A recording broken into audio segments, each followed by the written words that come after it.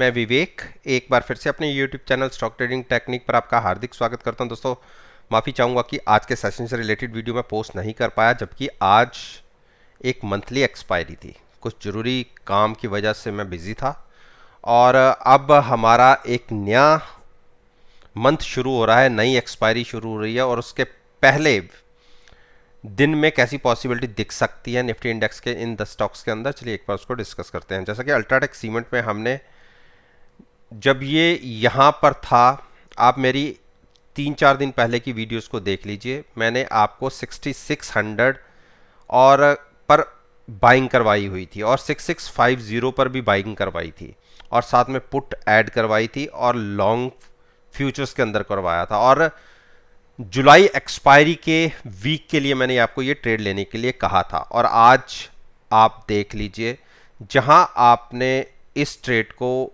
बनाया था वहां से अल्ट्राटेक सीमेंट 300 पॉइंट ऊपर आ चुका है। अगर 6600 पर बनाया था तो आप देखिए 370 पॉइंट्स आपको फ्यूचर्स में गेन मिल चुका है, जबकि ऑप्शन जो आपने बाय की थी उसके अंदर इतना लॉस नहीं है।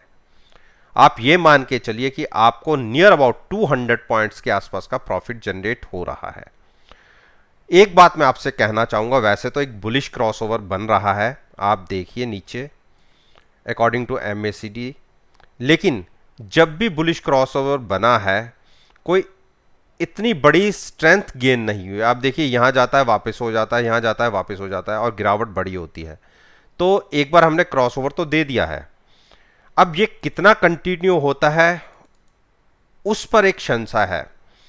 और हम जो पिछला रिसेंटली हाई था उसको आज हमने क्रॉस किया है और जो हम ये मान के चलें अप्रैल का हाई था वो था 7100 के आसपास का और वहां से हम केवल 100 पॉइंट दूर हैं। तो ज्यादा हमें लालच नहीं करना चाहिए। अगर कल के दिन में ओपनिंग इसमें पॉजिटिव मिल जाती है तो एक बार अपना प्रॉफिट लेके एग्जिट हो जाइए। बहुत अच्छे प्रॉफिट में बैठे हुए हैं, फिर डिप मिलेगी तो फिर एंट्री लेंगे, या जब ओवर बॉट हो जाएगा तो एंट्री लेंगे शॉर्ट साइड पर। तो एक बार मेरा मानिएगा, बनाया जरूर हमने पूरे मंथ के लिए था, इस ट्रेड के अंदर एंट्री ले ली थी, लेकिन प्रॉफिट हमें अच्छा आ रहा है, इसलिए हम एक बार इससे एग्जिट होंगे और फिर शांत होकर बैठेंगे, डिप पर बाय करेंगे। और जिसको नया ट्रेड लेना है वो थोड़ा सा अवॉइड करें एंट्री लेने के लिए। IOC देखिए, IOC ने आज के दिन भी गिरावट दिखाई है और आप सभी को पता है कि हम 113 की कॉल के साथ फ्यूचर सेल करके पिछले मंथ पूरा बैठे हुए थे और ये मान के चलिए कि हमने स्लाइटली से नुकसान के साथ इस महीने की पोजीशन को स्केयर ऑफ किया था और कैरी फॉरवर्ड किया था अगले महीने के लिए।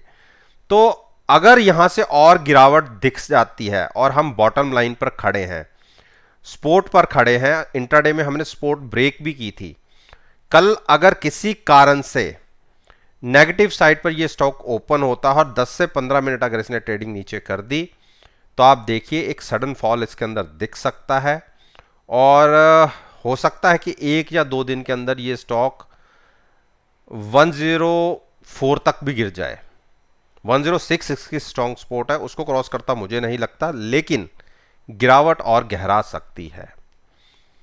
गेल gas authority of India limited, देखिए इस स्टॉक ने हमने इसको गिरावट पर बाय किया था 155 पर और साथ साथ में मैंने ये भी कहा था कि जिसको नया बाई करना है वो भी 152 तक के लेवल पर बाई कर सकता है और 155 पर तो हमने साथ में पुट भी बाय की हुआ है, फ्यूचर्स को लॉन्ग किया हुआ है। और मेरे कहने पर अगर किसी ने 152 पर भी बाय कर लिया और साथ में पुट बाय कर लिया, वो भी होल्ड करें। देखिए हम 50 डेज मूविंग एवरेज उसको होल्ड कर रहे हैं। अगर इसके नीचे ट्रेडिंग मिलती है तो मैं मान सकता हूं कि एक फॉल हो सकता है तकरीबन 145-146 तक, लेकिन घबराहट नहीं होनी चाहिए। आपकी पोजीशन हेज है, कोई अनलिमिटेड लॉस नहीं होगा नीचे। और हाँ, हमने जो ट्रेड लिया हुआ उसमें हमें अनलिमिटेड प्रॉफिट के साथ ट्रेड लिया हुआ है, लिमिटेड रिस्क और मैक्सिमम रिवॉर्ड के साथ हमारी ये स्ट्रेटजी है। पुट बाय की हुई है, साथ में फ्यूचर्स को लॉन्ग किया हुआ है और ऊपर का घर हमने पूरा ओपन रखा हुआ है, तो लॉन्ग में बने रहिए। अब बात करते हैं जिसको नया ट्रेड लेना है। देखिए, अगर गिरावट गहराती है, जैसा कि बेरिश क्रॉसओवर ही है और आरएसआई भी 42 के आसपास है, हम बेरिश क्रॉसओवर होता है तभी तो डिप पर बाय करते हैं। तो अब मैं कर लेता हूं ट्रेडर्स की बात। रिटेल इन्वेस्टर्स को नई एंट्री नहीं लेनी, जो ले चुके वो शांत होकर अपनी पोजीशन को कैरी फॉरवर्ड करे। अब मैं ट्रेडर्स की बात कर रहा हूं। अगर 151 ब्रेक होके ट्रेडिंग होती है तो शॉर्ट पोजीशन बना सकते हैं, साथ में कॉल बाय करके। उस केस में आपका टारगेट 145 146 का होगा। टाटा मोटर्स को थोड़ा सा बाइंग में अवॉइड कीजिए। हमने डिप पर बाय किया हुआ है, आप देखिए 325 के आसपास हमारी इसमें बाइंग बनी हुई है और साथ में पुट लॉन्ग है, फ्यूचर्स को बाय किया हुआ है। लेकिन अभी ये स्टॉक अटक रहा है, हमारी जो पोजीशन बनी हुई है वो बनी हुई है। अगर 400 क्रॉस करता है तो एक जबरदस्त बाइंग फिर से आपको देखने को मिल सकती है। 350 360 के टारगेट होंगे। जिन्होंने डिप पर बाय किया है वो पोजीशन को होल्ड रखें। जिनको नई पोजीशन लेनी है और थोड़ा रिस्क ले सकते हैं, 340 के ऊपर क्लोजिंग मिलने पर वो भी लॉन्ग करें 355 के टारगेट के लिए। यूपीएल, देखिए यूपीएल में हम बड़ी मुश्किल से एग्जिट हुए थे और जो पोजीशन को हमने पिछले 2 महीनों से होल्ड कर रखा था, अभी हम इसके अंदर एंट्री नहीं लेंगे। लेकिन पीछे कुछ इन्वेस्टर्स को मैंने कहा था कि अगर इन दो लाइंस के बीच में आए तो जहां कंफर्टेबल हो वहां पर एंट्री ले लीजिएगा। लेकिन जिसने नहीं ली कोई बात नहीं, अच्छी बात है। अगर नहीं भी ले पाए तो अभी इसको बाय नहीं करना। जब तक ये 825 के ऊपर क्लोजिंग नहीं देगा तब तक बाय नहीं करना। उस केस में एक रनअप दिखा सकता है, अदरवाइज स्टॉक को फिलहाल भूल जाइए। और अब हम बात करते हैं हीरो मोटोकॉर्प। देखिए, हीरो मोटोकॉर्प में एक गिरावट देखी जा रही है और जैसे हमने यहाँ पर पहले 2850 की पुट बाय करके फ्यूचर्स को लॉन्ग किया था और उसके बाद हमने टारगेट देख लिए थे 3000 के। फिर गिरावट गहरा रही है और हम इसको फिर डिप पर ही बाय करेंगे, शॉर्ट नहीं करेंगे, डिप पर बाय करेंगे। अगर 2850 के आसपास फिर मिलता है तो लॉन्ग कीजिए, साथ में पुट बाय कीजिएगा और फ्यूचर्स को लॉन्ग रखिएगा। अभी जुलाई एक्सपायरी बहुत लंबी है, एक फिर से आपको अपसाइड की मूव देखने को मिल सकती है। डिप पर बाय करना है। लेकिन टाइटन, देखिए टाइटन में हम ट्रैप हो चुके थे। आपको पता है कि हमारी 1700 की कॉल बाय थी और फ्यूचर सेल था। देखिए, हमने पोजीशन कॉल में प्रॉफिट तो आ गया था लेकिन फ्यूचर्स में लॉस था। इस तरीके से हमने अपनी पोजीशन को कैरी फॉरवर्ड किया है जुलाई की और position as it is continue रखी हुई है। तो अब जब तक बहुत बड़ी गिरावट नहीं आएगी तब तक हमें इस स्टॉक में अभी प्रॉफिट नहीं दिखेगा। तो इसलिए मैं रिकमेंड भी नहीं करूंगा कि आप इसमें कोई ट्रेड ले। ट्रेड इसमें जरूर बनता है अगर देखिए 78 की आरएसआई कायदे से शॉर्ट बनती है, लेकिन मैं अभी अब इसको अभी मैं आपको शॉर्ट नहीं करवाऊंगा। रीज़न, पहले भी 78 की आरएसआई थी जब हमने इसको शॉर्ट किया था यहाँ के आसपास, और उसके बाद देखिए कंसोलिडेट करने के बाद थोड़ा सा नीचे जरूर आया था, उसके बाद दुगनी स्पीड से भागा है। तो आप इसको डिप पर बाय कीजिएगा। आज के दिन में वो प्राइस निकलता है 1700 के आसपास, जो पहले था 1660 का, क्योंकि मूविंग एवरेज प्राइस के साथ साथ बढ़ती हैं तो इसलिए वो प्राइस अब बढ़ के तकरीबन 700 का हो गया है। तो जब तक वहाँ तक गिरावट नहीं आती आप लॉन्ग मत जाइएगा। लेकिन इस स्टॉक को मैं अभी आपको शॉर्ट करने की रिकमेंड नहीं करूँगा। टीसीएस ने देखिए एक ही छलांग में कहाँ से कहाँ पहुँच गया, और कल मैंने वीडियो पोस्ट की नहीं थी इस बारे में, मैंने आपसे कुछ भी नहीं कहा था। मेरा ये था कि अगर गिरावट गहराती है तो हमें इस ट्रेंड लाइन के आसपास 3230 3250 के बीच में बाय करना था, लेकिन वहाँ तक प्राइस नहीं गया और ये हमसे चूक गया और हम इसको नहीं खरीद पाए। अब बात करते हैं आरएसआई लेवल क्या है। आरएसआई लेवल भी 70 का है। अभी कोई ऐसा नहीं हो गया कि ओवरबॉट हो चुका है कि हम इसको शॉर्ट कर दें, लेकिन जिस दिन इसने 75 और 78 के बीच में आरएसआई दिखाई उस दिन हम इसमें शॉर्ट पोजीशन लेंगे, तब तक हम वेट करेंगे। और बाइंग का प्राइस अभी बहुत नीचे का है, तो जब वो प्राइस के आसपास आएगा तो मैं आपसे कहूँगा कि आप इसे लॉन्ग करिए।